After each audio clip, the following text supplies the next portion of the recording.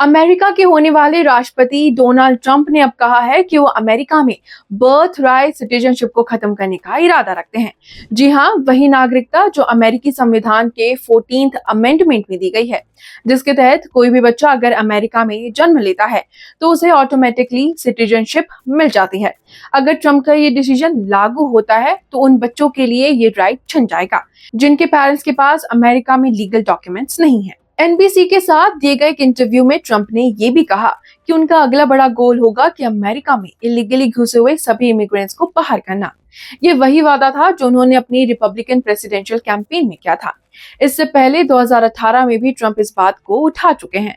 यहाँ पर ये जान लेना भी जरूरी है कि ट्रंप उन लोगों की बात कर रहे हैं जो गैर कानूनी रूप से अमेरिका में आए हैं और अमेरिका में गैर कानूनी रूप से रहते हुए उनके बच्चे पैदा हो गए और जिन बच्चों के पैदा होने की वजह से उन्हें अमेरिकी नागरिकता मिल गई।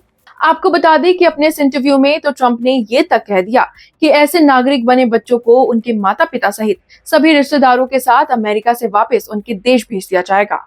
लेकिन ऐसा करना ट्रंप के लिए भी आसान नहीं होगा, क्योंकि इसको लागू करने के लिए उनको अमेरिकी संविधान में संशोधन करना पड़ेगा।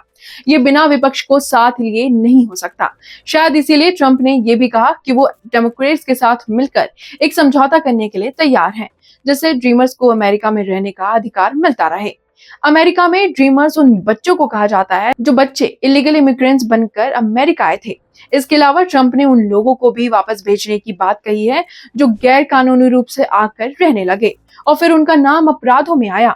भले ही अब वो अपराधों में शामिल नहीं है, लेकिन उनको भी वापस भेजा जाएगा। ट्रंप ने यह भी कहा कि अमेरिका अकेला ऐसा देश है जहां पर बर्थ राइट सिटीजनशिप का प्रावधान है। लेकिन आपको बता दें कि दुनिया के 30 से अधिक देशों के कानून में ये प्रावधान है कि जो बच्चा जहां पैदा होता है उसे उस देश की नागरिकता दी जाती है। इसके अलावा ट्रंप ने कहा कि वो अपने पहले दिन ऑफिस में आकर 6 जनवरी 2021 को कैपिटल हमले में शामिल होने के लिए दोषी पाए गए अपने समर्थकों को माफ कर देंगे।